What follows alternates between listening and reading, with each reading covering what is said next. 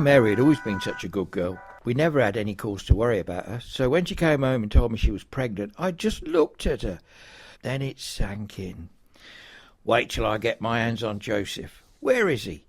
Too scared to face me, I'll bet. He made you come and tell me on your own. The coward. Well, he'd better marry you and make it sharpish. I was about to go and get my shotgun when Mary said something that stopped me in my tracks. It's not Joseph's baby, Dad. What? It's not Joseph's baby. I couldn't believe what I was hearing. She'd always been such a good girl. Not Joseph's? Who's the father then? Did he force you? Was that it? Wait till I get my hands on him. No, Dad, it wasn't like that. I stared at her again. Her sweet little face looked up at mine, smiling. I went to strike her, but her mother stepped in and grabbed my arm. Listen to what Mary has to say, she said. It's not what you think. Not what I think, I yelled. My daughter's engaged to Joseph and she gets herself pregnant by another man. What am I supposed to think? It's God's baby, Mary said calmly. God's baby? Such blasphemy. Call the doctor, call the rabbi. The girl's lost her mind. But she just kept insisting it was true.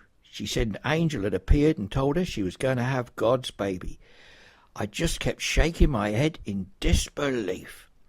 Either she was a liar or having hallucinations. Did you think Joseph would marry her now? Have you told Joseph, and what does he think?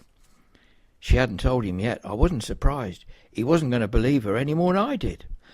I started to shout again, but my wife said, Look, you're going to have a heart attack if you don't calm down. Go and have a drink at the inn. I'll sort this out.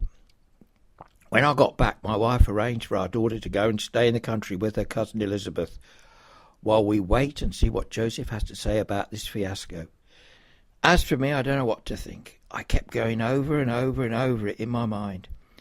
She'd always been such a good girl. Why would she lie? But why would God choose her? God's son should be born in a palace. Why her? No, there must be another explanation. Let's just hope Joseph will marry her. But I wouldn't blame him if he didn't. Why do they call me Joseph the Saw? Because I'm a carpenter. Pull the other one, that's got bells on. That's what I said to Mary when she came and told me she was pregnant. I burst out laughing. I knew she couldn't be pregnant because we hadn't had sex. I knew she was young and innocent, but I thought even so, she must know how babies are made, so I thought she was joking. That was a pretty strange joke. I told her to shut up, but she kept on insisting she was having a baby. I started to get angry then. How can you be pregnant when you haven't had sex? Then it struck me. You've been unfaithful to me. You've been out with another man. How could you? Who is he? Did he take advantage of you or did you enjoy it? I can't believe you do this to me. What did your father say? Did you tell him it was me? He'll kill me. She started to cry and saying I didn't understand and that, wait for it, it was God's baby she was having. God's baby? I burst out laughing again, but soon I stopped. You must think I'm stupid if you think I'm going to fall for that story. Then she told me an angel had appeared to her. An angel, my arse. She swore on her mother's life it was true. I felt numb. All the plans and dreams we'd had of setting up a home together and having our own family, they were all shattered now. We even talked about how many children we wanted. And now here she was telling me she was having a baby and it was nothing to do with me. I had to get away from her. I said, there's no way I'm going to marry you now and you can tell your father that. But it's a small town and rumours soon started to spread. My mates down the pub began ribbing me.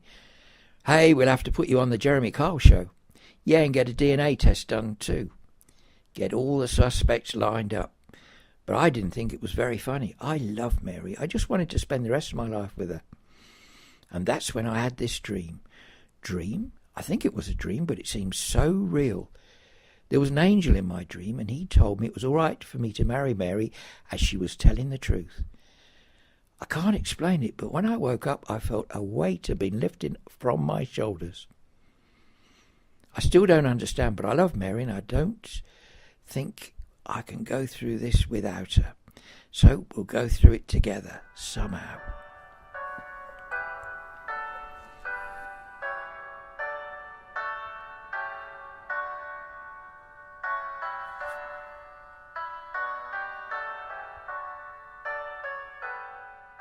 Yeah, I'm the innkeeper.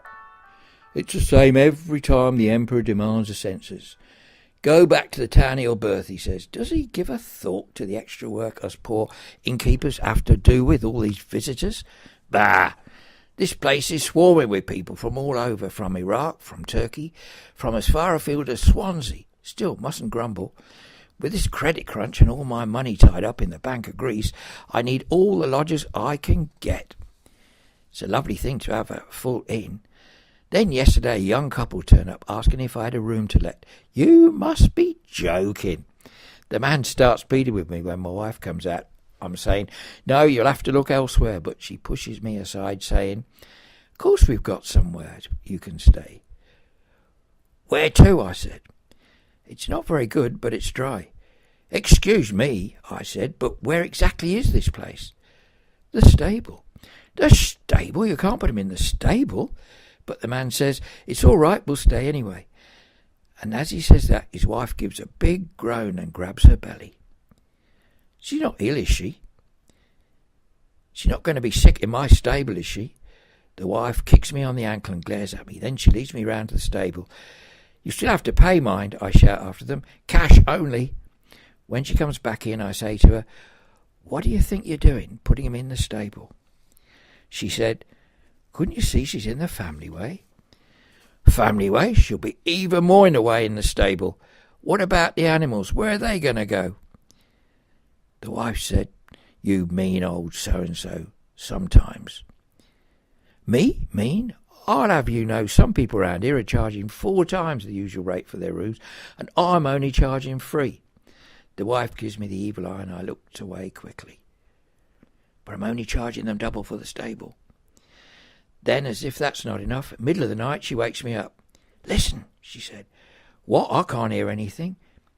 She said it's the baby crying. The wife leaps out of bed and pulls on her cloak.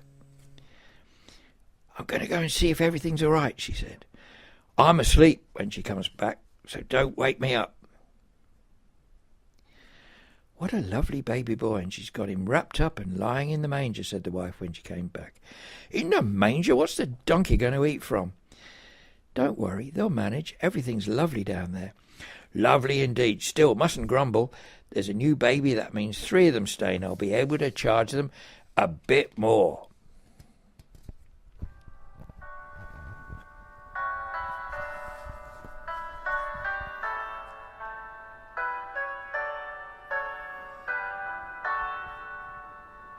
Run, that's what I screamed when the angel appeared. Well, you'd have done the same. You're sitting quietly by the fire, minding your sheep and your own business, when this great light in the sky and this man in a white frock appears. Don't be scared, he says. Don't be scared. I was peeing myself. But this angel tells me he's got good news for us. Now, I can't think what good news an angel could have for us unless it's a rise in the price of lamb. But he says a baby's been born in Bethlehem, and this baby's going to be the good news for the whole world. We'll know the baby when we see him because he's lying in a manger in a stable. Then this male-voiced choir of angels appeared in the sky. I think they were from Morriston, all singing their hearts out. And after a minute or two they disappeared and the sky goes black again. Nobody says anything for ages. Then we all start talking at once. What'd you put in this drink? Were those magic mushrooms you had for tea? Can you get mad sheep disease? Then the boss, who's been quietly sitting there, says, Did you see what I saw? I didn't know what to say, because I'd seen the men in the white frocks singing, and I didn't want to look a fool, so I says, What do you mean? A crowd of angels. Phew, you saw them too, then that's all right. One of the others suddenly got up and starts looking in the bushes. The boss asked him what he's doing, looking for hidden cameras or Jeremy Beadle. We all laughed and then got quiet. Then the boss gets up and starts walking in the direction of the town. One by one, we all get up and follow him, and soon we're all running, even though we don't know where we're going. But we keep on until we find a baby in a manger in a stable, just like the angel said. The boss, well, he told the mother and father what the angel said, and we all looked at the baby. He looked just like a lamb does when it's newborn, all helpless and needy. He doesn't look like anyone who's going to be a good news for all the world. Then the boss says, He's got his father's eyes. And at that, the mother and father look at each other and laugh. I don't know what was funny about it.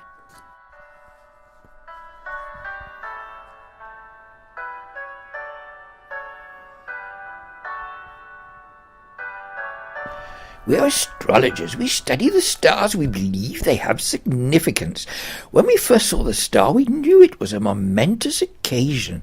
We knew we'd never see anything like it again. We knew it foretold the birth of a king who would be like no other king the world had ever seen. We had to follow the star. We had to find this baby king. We ourselves are treated like kings in our own country, but for the sake of following that star, we were willing to face danger and hardship. We travelled for many weeks over mountains, across plains, through deserts. I didn't believe it. As the stars moved, we moved. When the stars stopped, we stopped. We could see a palace in the distance, and we made our way there. We told Herod the king we travelled many miles to bring gifts to the baby king. Baby king? There's no baby king here. We apologized for our mistake and left, observing the star more carefully this time to determine exactly where we had to go. The star led us to a stable in Bethlehem where a woman was cradling a baby. It wasn't what we expected, but this time we were in no doubt. This was the baby king we'd all come to see. We knelt at the mother's feet and bowed our heads in awe.